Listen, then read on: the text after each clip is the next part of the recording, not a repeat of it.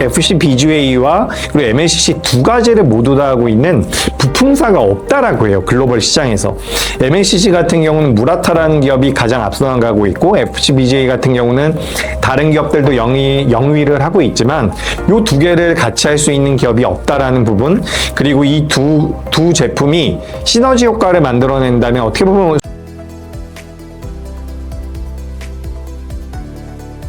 매주 화요일 저녁 8시에 진행되는 무료 특강 아래의 링크에서 신청하세요. 최근에는 삼성전자보다 하이닉스 수익률이 더 좋다 보니 투자자들도 어떤 종목 비중을 더 가져가야 할지 고민이 많은데요. 현재 흐름은 어떻게 보고 계신가요? 그죠. 이제 뭐 삼성전자와 SK하이닉스, 저도 고객분들을 아무래도 많이 만나다 보면 삼성전자를 보유하고 계시고 뭐 SK하이닉스도 보유하신 분들도 계신 반면에 둘 중에 하나를 좀 선택해달라고 많이 요청을 하시거든요. 근데 사실 이거는 뭐 하이닉스가 200만 원짜리이기 때문에 이 200만 원이라는 가격대, 절대적인 가격이 좀 높아가지고 매수를 하기가 어렵다라는 분들이 아니라면 전 둘 다 굉장히 동등한 흐름으로 이어질 것이다 라고 생각을 합니다. 뭐 최근 삼성전자 같은 경우는 노사 갈등에 대한 부분들로 인해서 어느 정도 주가가 SK하이닉스에 비해서는 덜 올라온 부분들이 있는데, 기본적으로 삼성전자 같은 경우는 파운드리 사업부 자체가 실적이 그렇게 좋지가 않거든요. 계속해서 적자가 나왔었던 부분이고, 작년부터는 그래도 빅테크 쪽과 많이 엮이면서 레퍼런스가 만들어지고 있기는 있습니다. 레퍼런스가 만들어지고 있기는 한데, 이 부분들이 실질적으로 딱 찍히지 않는다면 삼성전자에 대한 주가 상승 기폭제 역할을 해줄 부분은 전 좀 제한적일 수는 있다라고 생각을 해요. 하지만 이 파운드리 쪽에 대한 기대감들이 계속해서 붙어준다면 삼성전자도 주가가 안 올라갈 이유는 없다라고 보여집니다. 다만 하이닉스 같은 경우는 반도체 쪽에 대해서는 우리가 퓨어 플레이어라고 이야기를 많이 하죠.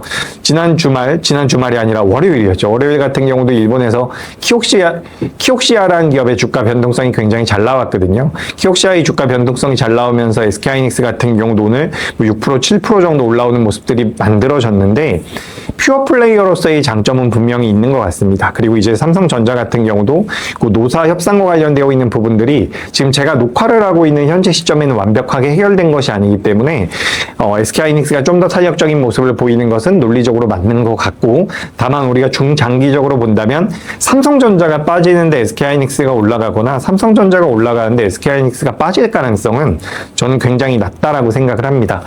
그래서 만약에 매매를 한다라면 저는 뭐 반반으로 매매하시는 게 가장 좋을 것 같고요. 굳이 저한테 지금 선택을 해봐라 라고 한다면, 지금 하이닉스 같은 경우는 단기적으로 주가가 좀 더 그러니까 예를 들어서 이렇게 생각을 해보시면 됩니다.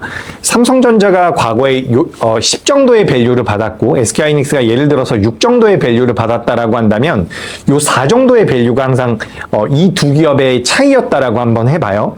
근데 지금 SK하이닉스가 많이 올라오면서 8 정도의 밸류를 받는다라고 한다면 요 가격 차이는 많이 줄어들었다라는 거죠. 그럼 삼성전자가 다시 한번 올라갈 가능성, 이런 관점으로 좀 보실 필요가 있거든요.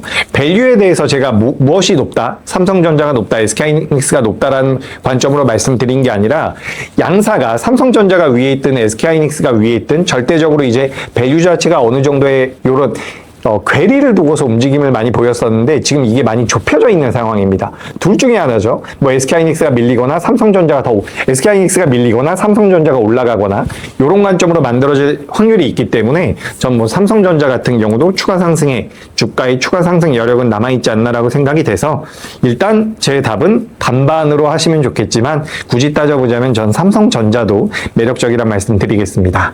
파업 리스크가 어느 정도 해소되면서 삼성전자도 다시 반등 기대감이 나오고 있습니다. 다시 이른바 50만 전자 흐름이 가능하다고 보시나요? 네, 50만 전자라고 한다면 오늘 우리 삼성전자의 종가가 29만 9천 원이거든요. 29만 9천 원, 9,500원 이렇게 좀 마무리가 된 것 같은데, 50만 원이라고 한다면 현재가 대비해서 67%, 70% 정도가 올라온다라는 거죠. 당장에 제가 이거를 단언 드리긴 어려울 것 같습니다. 다만 제가 이제 SK증권이다 보니까 저희 증권사 레포트들을 많이 읽게 되는데, 저희 증권사에서 어쨌든 삼성전자와 SK하이닉스에 대한 주가 상방 레포트들을 가장 먼저 작성을 했었어요. 뭐 지금 삼성전자에 대해서 이야기를 나누고 있지만 SK하이닉스 같은 경우도 100만 원을 저희 증권사에서 가장 먼저 불렀고 200만 원도 가장 먼저 불렀거든요. 그리고 300만 원도 가장 먼저 이야기가 나왔는데 요 삼성전자와 SK하이닉스 같은 반도체 쪽에 대해서 우리가 투자 포인트로 잡고 있는 것은 과거에는 PBR로 계산을 했었던 멀티플을 PER로 줄 필요가 있다. 여기에 대한 명분은 장기 공급 계약이라 그래서 LTA라고 이야기를 하죠. 그래서 요 LTA가 진행이 된다면 우리가 뭐 통상적으로 줬었던 반도체 쪽에 대한 밸류, 메모리 기업들 같은 경우는 PER 기준으로 봤을 때 8배 정도로 줬었는데 이것보다 더 많은 배수, 멀티플을 줄 수 있다라는 분석이 나오거든요. 우리가 TSMC 같은 경우도 PER 기준으로 20배 정도가 나오는 것으로 알고 있는데 이 TSMC의 구조가 선주문 후증설의 구조이거든요. 근데 우리나라 메모리 기업들 같은 경우도 원래는 선증설 후주문의 구조였기 때문에 실적이 굉장히 잘 나오다가도 갑자기 안 좋아지는 그런 경우가 있었습니다. 그래서 우리가 사이클 산업이라고 이야기를 많이 했죠. 근데 이게 우리나라 기업들 같은 경우도 특히 뭐 삼성전자도 마찬가지고요. 이제 선주문 후증설 구조로 간다면 TSMC가 PER이 20배 받으니까 우리나라 기업들도 한 15배 정도 준다라고 했을 때는 삼성전자 같은 경우도 뭐 PER 15배로 준다면 50만 원은 넘어가야 된다라고 생각을 합니다. 다만 지금 당장에 보기에는 주가가 지금 현재가와의 괴리가 높기 때문에 전 단기적으로는 일단 한 40만 원 정도까지 열어두는 게 어떨까? 그리고 40만 원까지 올라가는 과정에서 매크로가 안정이 되는지 추가적으로 파운드리 쪽에 대해서 아까 전에 말씀드렸던 것처럼 가시적인 성과가 나오는지 여부 체크가 필요할 것 같습니다. 삼성전자와 하이닉스 외에도 반도체 소부장 분야에서 가장 긍정적으로 보고 계신 종목이 있다면 어떤 기업일까요? 네, 일단 뭐 최근의 주가 변동성을 보자면 요즘에 뭐 주성 엔지니어링이라는 기업의 주가름이 굉장히 잘 나오고 있습니다. 근데 이 주성 엔지니어링 같은 경우는 원자 증착 장비 쪽에 대한 기술력을 가지고 있는데 이게 이제 태양광 쪽으로도 사업 확장이 가능하다라는 내용들 때문에 주가 흐름이 더 잘 나오고 있거든요. 주성 엔지니어링 같은 경우는 반도체와 태양광 쪽으로 엮이면서 변동성이 잘 나오고 있다라는 말씀드리고 또 한 가지 기업을 말씀드려보자면 저는 한미반도체를 빼놓기가 어려울 것 같다. 이렇게 말씀드리고 싶습니다. 우리가 TC본더 관련돼서 전 세계 1위 기업이죠.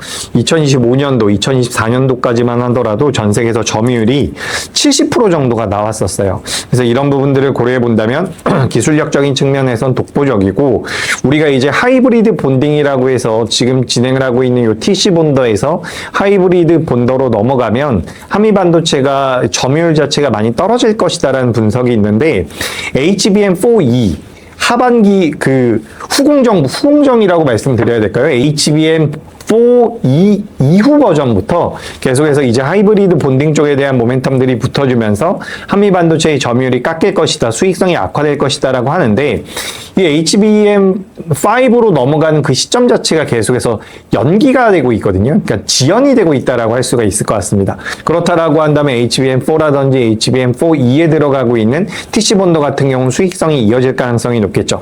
추가적으로 한미 반도체 같은 경우도 하이브리드 본더 장비 쪽에 대한 투자를 이어가고 있기 때문에 5로 넘어가던 4E에서 그러니까 4E 같은 경우도 순서의 차이가 있다라고 보시면 좋을 것 같거든요. 처음에 나오는 게 아니라 뒷부분에 나오는 HBM4E에는 하이브리드 본더가 들어갈 수 있다라고 하는데 여기에 대한 수익성 같은 경우도 한미반도체는 계속해서 가져갈 가능성이 높습니다.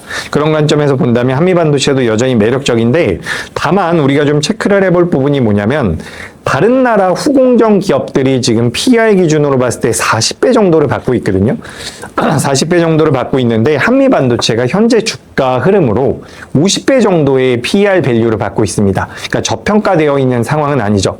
1분기 때 실적이 좀 안 좋았는데 만약에 이제 2분기 때 실적이 잘 나오고 3분기, 4분기 실적이 잘 나오면서 이 50배 정도의 PER을 받고 있는 상황에서 실적이 잘 나와서 40배, 30배까지 내려온다면 그때부터는 다시 한번 상방의 여력이 생길 겁니다. 근데 일단은 저는 그렇게 생각을 해요. 삼성전자와 SK하이닉스가 좋은 실적을 가지고 있고 시장에 풍부하게 공급이 되고 있는 유동성을 기반으로 한다면 지금 PER 기준으로 봤을 때 다른 나라 기업들에 비해서 살짝 고평가되어 있는 한미반도체 같은 경우도 오버슈팅이 좀 나올 가능성이 높다. 그래서 저는 주성 엔지니어링과 한미반도체 두 기업을 눈여겨보고 있습니다. 요즘은 삼성전자보다 삼성전기를 더 많이 이야기하는 개인 투자자들이 늘어난 느낌인데요. 이 분위기는 어떻게 보고 계신가요?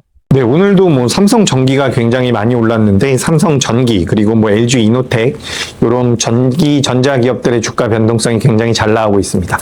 삼성 전기 같은 경우는 우리가 FCBGA라고 하죠. 기판 쪽에 대한 매출과 추가적으로 MLCC 쪽에 대한 모멘텀들이 많이 붙고 있는데 제가 알기로는 삼성 전기가 만들어내고 있는 전체 매출 중에서 40% 정도가 이 FCBGA 쪽에서 만들어지고 있고요. 실제 영업이익 쪽에서는 거의 60% 정도가 여기서 만들어지고 있거든요.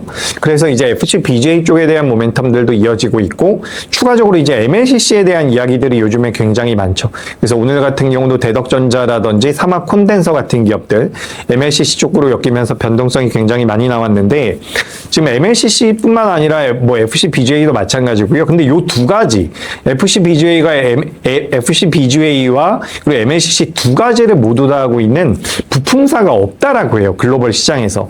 MLCC 같은 경우는 무라타라는 기업이 가장 앞서 나가고 있고 FCBGA 같은 경우는 다른 기업들도 영위를 하고 있지만 요 두 개를 같이 할 수 있는 기업이 없다라는 부분 그리고 이 두 제품이 시너지 효과를 만들어낸다면 어떻게 보면 수직 계열화 비슷하게 만들어지면서 시장에서 부각이 되고 있다라고 보시면 좋을 것 같습니다. 그리고 우리가 MLCC 같은 경우는 기본적으로 실리콘이 들어간다라고 보시면 좋은데 최근에 실리콘이 아니죠. 세라믹이 들어간다라고 보시면 좋은데 요즘에 많이 이야기가 되고 있는 것은 실리콘 커패시터라는 건데 여긴 이제 MLCC에서 세라믹이 들어갔다면 여기는 이제 실리콘이 들어가는 거죠. 그래서 이렇게 고부가 제품 쪽에 대한 모멘텀들이 지금 수치로도 잡히고 있는 부분들을 고려해 본다면 삼성전기의 주가 흐름이나 시장의 관심도는 어떻게 보면 좀 당연하지 않나라는 생각이 듭니다. 이 기업 같은 경우도 최근에 PER이 50배 정도까지 수준이 나오고 있는데 앞서 말씀드린 실리콘 커패시터 쪽에 대한 매출이 뭐 1조 5천억 정도 잡힐 것이다. 1조 6천억 정도 잡힐 것이다. 거기에서 영업이익이 뭐 15%에서 30% 정도 잡힐 것이다 라는 이야기들이 나오고 있기 때문에 이건 어떻게 보면 실제로 수치가 찍히는 부분이죠. 그 부분들을 고려해 본다면 멀티플 50배가 아니라 60배도 줄 수 있다라는 그런 산술적인 계산이 나옵니다. 그래서 그런 부분들로 인해서 지금 삼성 전기가 굉장히 많이 부각이 되는데 저는 개인적으로는 지금 따라붙기는 좀 어렵지 않나라고 생각이 돼요. 다만 지난주까지만 하더라도 삼성 전기에 대한 목표 주가가 제가 알기로는 한 170만 원 정도가 가장 높은 가격이었거든요. 근데 이제 주말 지나고 나니까 또 저희 증권사에서 목표 타겟팅 TP를 200만 원으로 내놨더라고요. 그래서 그에 대한 명분은 뭐였냐면 우리가 HBM이라든지 DRAM이라든지 낸드 가격이 정말 가파르게 올라오지 않았습니까? 그런 과정에서 반도체 기업들 삼성전자와 SK하이닉스의 주가 흐름이 굉장히 좋았던 것처럼 D램과 낸드의 가격이 올라갔는데 굉장히 가파르게 올라왔죠. 근데 MLCC 같은 경우는 가격이 올라오는 초입부라는 분석이 있습니다. 그러니까 과거에 반도체에서의 흐름이 반복될 수도 있다. 재현될 수도 있다라는 그런 분석이 나오고 있습니다. 그런 관점에서 본다면 뭐 저도 200만 원까지 올라갈 수 있다라는 그 논리 구조 자체는 이해가 되고요. 다만 단기적으로 너무 올라왔기 때문에 전 눌림이 좀 나왔을 때 삼성전기를 보시는 게 어떨까. 그래서 과거에는 삼성전자와 삼성전기가 거의 같이 움직였거든요. 근데 작년에는 삼성전기가 많이 움직였고 삼성전자가 많이 움직였고 올해 초까지 그런 과정에 이제 전기가 치고 올라오면서 최근에 주가 흐름이 정말 좋은데 반도체와 전기전자는 전반적으로 굉장히 매력적인 섹터라는 말씀 드리겠습니다. 삼성전기가 많이 오른 만큼 삼성전기 외에도 MLCC 관련해서 추가적으로 주목해 볼 만한 종목이 있을까요?